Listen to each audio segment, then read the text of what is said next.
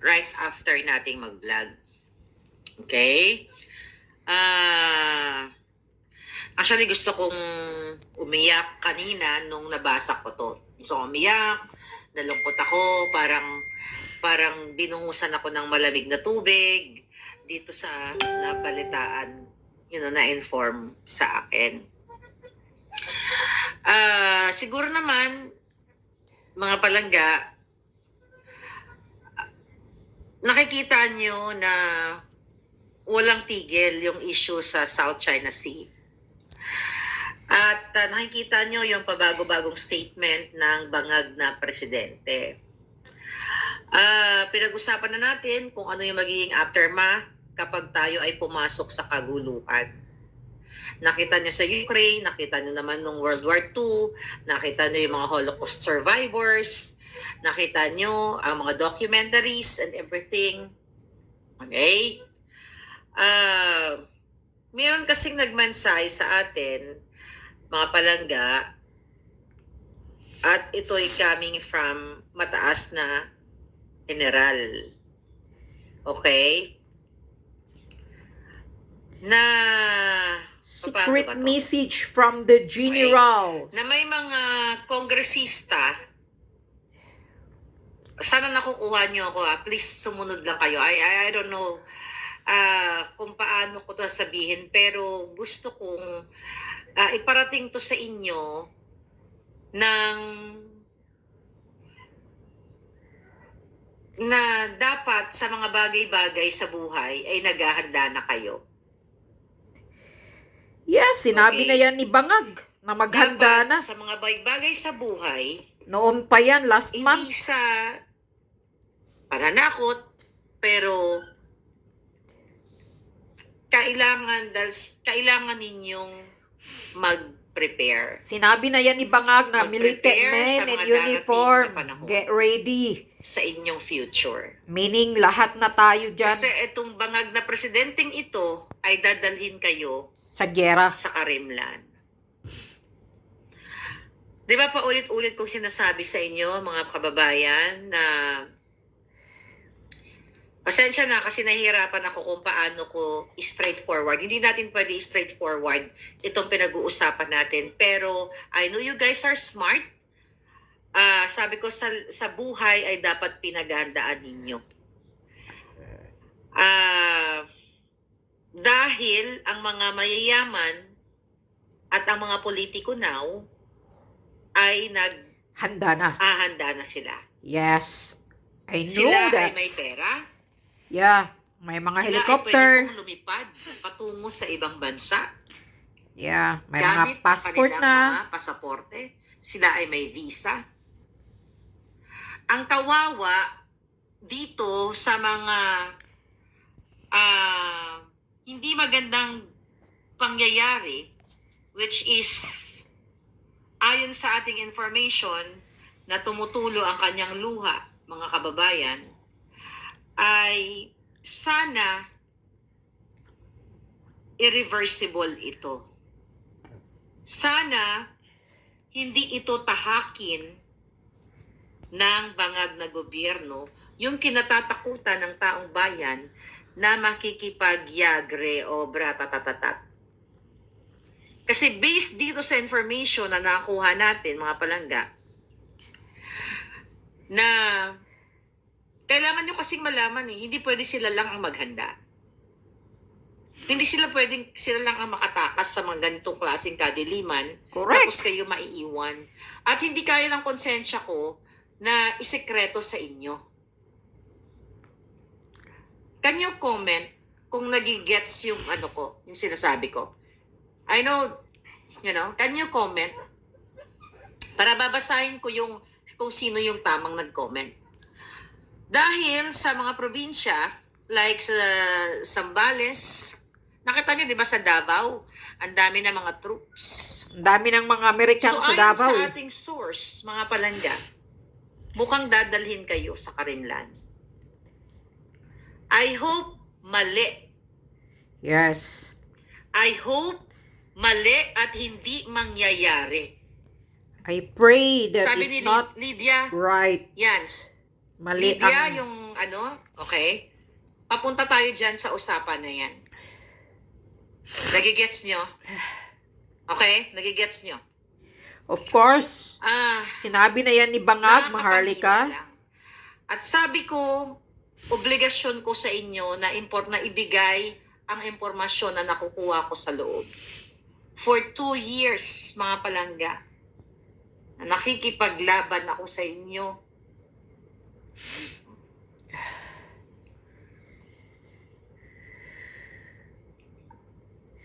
Don't cry, Ayoko Debbie. mangyari yun, mga kababayan. Ayoko mangyari yun sa inyo. Sila naghahanda na, yung mga may pera, Kaya nga, yung mga mayayaman. sinisipon na ako. Alam mo yun? Dahil magkagyera na. Pwede silang lumipad anytime. Yeah. Ayaw po nilang sabihin ang mga bagay-bagay. Siyempre, naintindihan natin yan dahil ayaw nilang magkaroon ng Panic. panic sa ano. Pero I'm just saying sa inyo na baka dalhin kayo sa karimlan. Okay? Yes, talagang ganyan ang mangyayari. At kailangan yung paghandaan, mga kababayan. Sa bangag na presidente. I hope may panahon pa para mag-speak up kayo. Sabi ko nga, this is not about kung ano yung political views mo. Pero, sabi ni Irene, paano mapipigilan? Kailangan hilain si panindigan ng Kuting. taong bayan bago dumating yun. Yes. Yan lang ang solusyon. Hilain si Kuting palabas ng Malacanang. Reliable po ang nakapagbigay sa atin ng information. Yes. Very reliable. Reliable At itong taong to source. ay mula sa gobyerno. Actually, kinausap ko, okay, sabihin na natin, 3 tao ang nagbigay sa atin ng impormasyon. Mula sa Senado, meron sa loob ng Malacanang, meron sa Kongreso. Kasi bago ako nag-vlog, verify ko to. Totoo ba to? Totoo ba to ang plano ng Bangag at Bartek? Sabi ko nga mga kababayan, sana hindi totoo. Yan ang dinadasal ko. Sana fake news lang yung nagsabi sa akin. Yung 3 yun, sana fake news lang. Sana mali lang. Sana hindi totoo. Pero kailangan nyo malaman, lalo yung mga nakaka-follow sa akin, at least po aware kayo na sa mga bagay-bagay sa buhay, kailangan nyo maghanda. Correct. Siguro, I don't know. Mahirap nang maghanda, Maharlika. Sabi Dahil ni Melda, isang missile lang. paano pamilya ko sa Cebu? Sabi ni Isang Daddy usok Mami. lang yan ng missiles. Ayun na nga palangga lahat naman tayo nag-aalala. So, ngayon, itong information na to, pasensya na kayo kung hindi ko maibulyaw ng bonggang-bongga ito.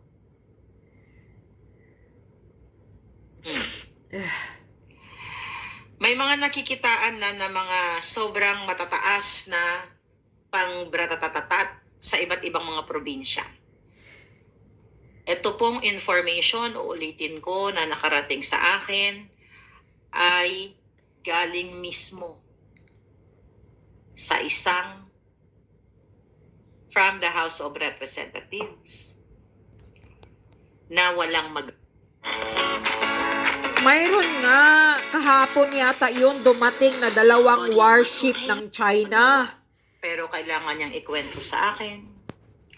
Coming from Malacanang, kailangan niyang sabihin. So, yun yung nakakatakot. Siyempre Nakakatakot, naman. mga kababayan.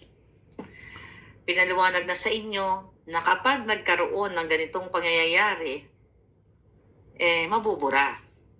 Mabubura talaga Mabubura ang Pilipinas. Ang dapat mabura sa pisara. Correct. Mayroon Yeah, na ang sabi ni 2 Sir warship ng China dumating sa Palawan ata. Malalaking barko ng China dumating, 2 warship Saan po kaya daw.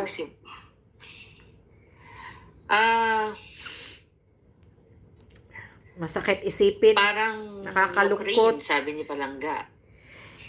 Nakakalungkot. Kailangan, di ba? Kailangan yung maghanda palangga sa mga bagay-bagay, sa mga emergency situation. You have to be ready. Ang sabi ko nga, actually dapat magpapalit na ako ng damit. Kasi, I'm tired na. Nakapagsalita na tayo. At nakakapanglumo. Ulit-ulitin ko, magdasal kayo na sana fake news yung nagkwento sa akin. Magtulungan tayo, sana fake news, sana hindi totoo ang kinuwento o ang sinabi sa akin ng 3 personalidad mula sa gobyerno.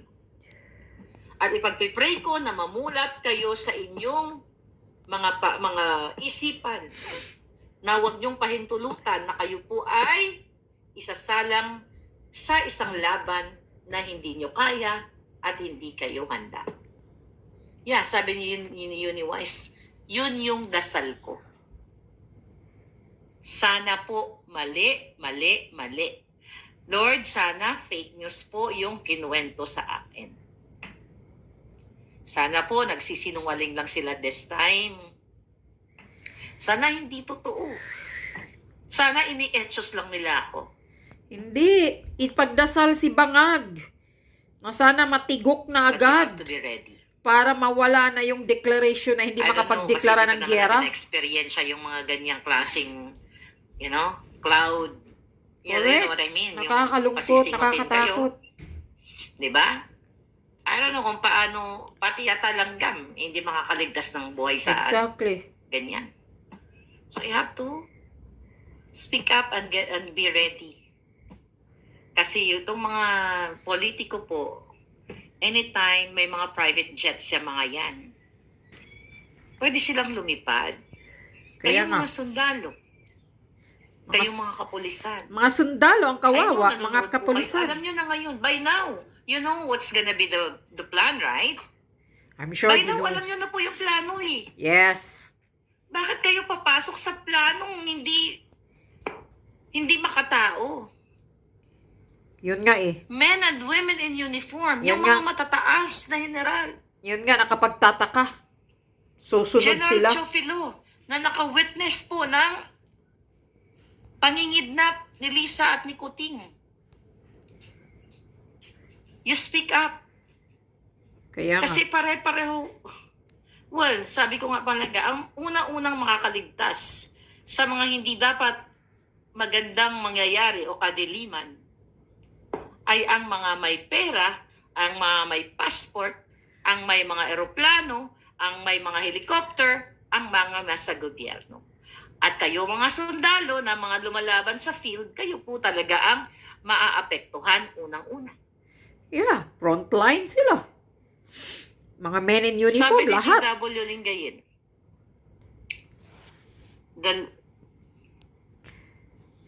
Yan ang nakakalungkot the talaga. dollar collapses, the US and all the vassal states, Nakakatakot. include the Philippines, goes with it. Yeah. Bagsak ang piso natin. Bagsak. Religious group 2. Ay, nako. So doon sa mga nagpapaniwala pa rin kay Bangag, di ba sabi ko nga sa inyo, sana pag nakasingot kayo, hindi nyo ako maalala. Okay, hindi nyo na ako maalala. Wala nang maalala, Ano Maharlika. Pag or nakasingot baka na naman ng pag usok. nakasingot kayo, may nakatitira pang konting, hibla ng buhay. Baka sabihin nyo, sana pala nakinig kami. I'm not saying, mga palangga, I mean, ito yung information sa akin. Hindi ako nag-invento nito. Pinaparating sa inyo. Pinaparating, at siguro naman alam na rin to nila Inday Sara, alam na rin to ni Amy Marcos. Sigurado, alam na nila You yun. have to move now. Alam ng mga general, sa general nga galing to eh. Oo, galing sa general, Kasi sa ito general. ang plano talaga. Huh. Nadadalhin po kayo sa kadiliman. You know what I mean? You guys are smart, lalo na kung kayo ay nagpa-follow dito sa page na ito. Wala talagang magawa. Kasi wala Naisip ko sa nga kanina, unstable si actually, taranta Bangag. sabi ko, dun sa mga kakilala ko kako, or mga malalapit sa akin, ano kaya magpabili ako ng ganito mga stock na mga ganyan, na mga ganon. Pero wala yun eh, kahit mag-stock ka ng bonggang-bongga, palangga. Kahit may mga pagkain ka, Contaminate wala. lahat yun. Ma-contaminate din. Kasi air yun eh. Lalangkapin mo. Di ba napag-usapan na natin yan? Wa effect pa rin yun, hindi ka na makakatakas dun eh. Kaya nga. Kaya natin, nakukuha naman na ninyo, di ba? Ay, nakakalungkot. Sabi ni Roland, Yan. Nakakalungkot, nakakatakot. Pero, isa lang talaga ang solusyon dyan, mga taong bayan. Pag gusto nyo na mapigilan itong plano na dadalhin kayo sa karimlan ng kadiliman, kailangan magkaisa kayo mga taong bayan sa desisyon ninyo kung anong gagawin nyo sa gobyernong ito. Dahil yan lang na mapipigilan ang masamang mangyayari sa Pilipinas, na mapunta sa kadiliman na bubura sa mapa sa susunod na mga buwan. Nakakatakot po talaga itong information na ito. Sabi ni Maharlika, galing ito sa mga generals. Ayaw nilang sa publiko ang balita na to dahil ayaw nilang magpanik ang mga tao. Pero tingnan nyo, pinasikreto nila. Sila-sila lang ang nakakaalam. Yung mga mayayaman, mga politiko, siguradong nakahanda na yan sila. Kaya nga, grabe ang nakawan. Nakahanda na yung mga pera nilang bitbitin nila kung saan sila lilipad. Kasi may mga passport sila, may mga visa, baka may mga helicopter sila. Mabilis lang silang makalipad. Hindi katulad sa inyo dyan, mga ordinaryong Pilipino, mga men in uniform, lahat kayo, PNP, Army, or ano kayo, basta uniform, frontline talaga kayo. So, kayo talaga ang kawawa dyan. Ewan ko na lang kung anong mangyayari sa Pilipinas pag matuloy itong demonyong balak na to. Kaya kailangan na talaga kayo, magkaisa kayo mga taong bayan, kumilos kayo ng mabilisan, magkaisa na kayo please. Magtulungan na kayo, dadalhin kayo sa karimlan. Lahat kawawa ang mga kabataan. Oh my God, I can't imagine kung ilang milyones na mga kabataan ang mamamatay dahil lang sa gyera ng, oh my God, sa maling desisyon ng isang bangag na presidente. Nakakalungkot po. Nasa inyo yan. Kayo nang mag-isip. Kahit ano pang ihanda nyo, kung ordinaryong Pilipino lang kayo, walang-wala kayo, wala kayong passport, wala kayong visa, kasya-kasya lang yung pera ninyo, kahit anong ihanda ninyo, kahit may mga pagkain pa kayo dyan. Pag kayo pinapasabugan ng isang pausok lang, na missile launcher or ano pa, wala na. Gunaw kayong lahat. Isang singhot nyo lang sa usok. Alam nyo naman kung gaano kadambuhala ang mga pangdigmaan ng China. Nabasa ko nga sa balita kakanina may namataan na naman na 2 warship ng China. Diyan sa Palawan ata. Malaking barko. 2 warship. Bakit nagsidatingan yan? Anong ibig sabihin yan? Magtataka na kayo. Mga taong bayan, be observant. Kailangan yung magmatsyag na ngayon sa nangyayari. Huwag lang yung pachil-chill lang kayo. Ang akala nyo. Baka magugulat na lang kayo pag bigla kayong pinadalhan ng isang malaking bomba dyan, katulad sa nangyari sa Ukraine. Na biglang dumating yung bomba. Yan, ang first bomb. Di nagulat ang lahat.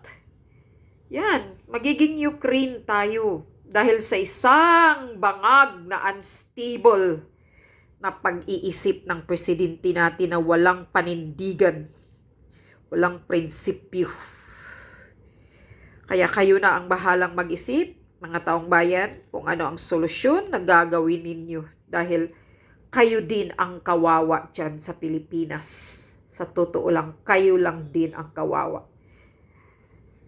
Yung mga mayayaman, yung mga politikong kawatan, siguradong malaking pundo na yang nanakaw, napira, makalipad na yan sila. Siguro baka yung mga pamilya nila by now, mga asawa, anak nila, wala na dyan sa Pilipinas. Baka pinalipad na muna nila yung mga asawa at mga anak nila. Di ba? Yan. Kaya, I can't imagine kung yung Marawi seeds nga lang na ISIS lang ang bumanat sa Marawi. Tingnan nyo ang Marawi, parang kalbaryo. Parang impyerno, basag-basag. Mga bahay, mga building, lahat. Buti na lang si President Duterte, mabilis yung rebuilding niya lahat. Ha? Kung under pa yan kay Marcos Bangag, my God, siguro kawawa yung mga taga Marawi until now, baka wala pa silang bahay na tirahan. So, nakikita natin yung Marawi noon. ISIS lang yun, Paano pa kaya yung, China? Buong Pilipinas basagin. Mas malala pa sa impyerno. At ang hitsura siguro ng Pilipinas. Ay nako, aywan ko.